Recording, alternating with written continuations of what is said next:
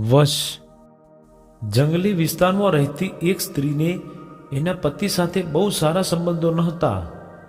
એને હંમેશા એવું લાગતું કે એનો પતિ એને પ્રેમ કરતો નથી. એક દિવસ જંગલમાં રહેતા એક સંન્યાસી પાસે એ ગઈ અને સંન્યાસીને કહ્યું, મહારાજ, મારા પતિ મને પહેલાં ખૂબ સારી રીતે રાખતા, પણ છેલ્લા કેટલાક સમયથી મારા પ્રત્યેનો એનો પ્રેમ નહિવત થઈ ગયો છે. એ પથ્થર જેવા જળ બની ગયા છે. મેં આપના વિશે ખૂબ સાંભળ્યું છે. આપ એવી કોઈ જડીબુટ્ટી આપો કે મારા પતિનો પ્રેમ પુનઃ પ્રાપ્ત થાય અને હું એને વશમાં કરી શકું. સંન્યાસીએ બધી જ વાત સાંભળ્યા પછી કહ્યું, બહેન, હું આ માટે એક ખાસ દવા બનાવીને તને આપીશ, પણ એ દવા બનાવવા માટે મારે વાઘની મૂછનો વાળ જોઈએ. બોલ, તું લાવી શકીશ?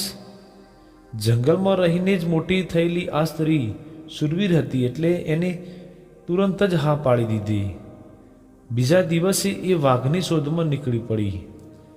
એક ગુફા પાસે એને વાઘ જોયો એટલે એ હરખાઈ કે ચાલો, વાઘ મળી ગયો, હવે એની મૂછનો વાળ પણ મળી જશે. જેવી એ વાઘ તરફ આગળ વધી કે વાઘ ત્રાડ પાડી અને પેલી સ્ત્રી ગભરાઈને દૂર ખસી ગઈ. દૂર ઊભા ઊભા એ વાઘને જોયા કરતી હતી, પણ એની નજીક જવાની હિંમત ચાલતી નહોતી.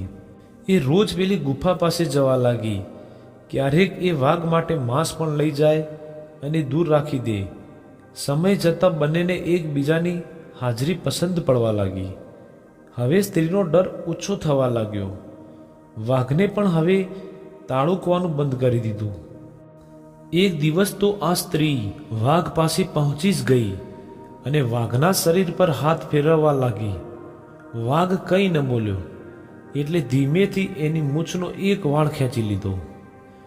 દોડતી દોડતી એ સંન્યાસી પાસે ગઈ અને સંન્યાસીના હાથમાં વાઘનો વાળ આપીને કહ્યું, લ્યો મહારાજ, આ વાઘનો વાળ અને હવે મારા પતિને વશ કરવાની જડીબુટ્ટી બનાવી આપો. સંન્યાસીએ વાળને અગ્નિમાં નાખી દીધો. પેલી સ્ત્રી ગુસ્સામાં બોલી કે તમે આ શું કર્યું? હું મહા મહેનતથી જે વાળ લાવી હતી એમાંથી જડીબુટ્ટી બનાવવાને બદલે તમે એને સળગાવી દીધો. સંન્યાસીએ હસતા હસતા ઉત્તર આપ્યો, બહેન, તને હજુ ના સમજાયું? જો પ્રેમ અને ધીરજથી વાઘ જેવું હિંસક પ્રાણી પણ વશ થઈ જતું હોય તો પછી તારો પતિ તો માણસ છે.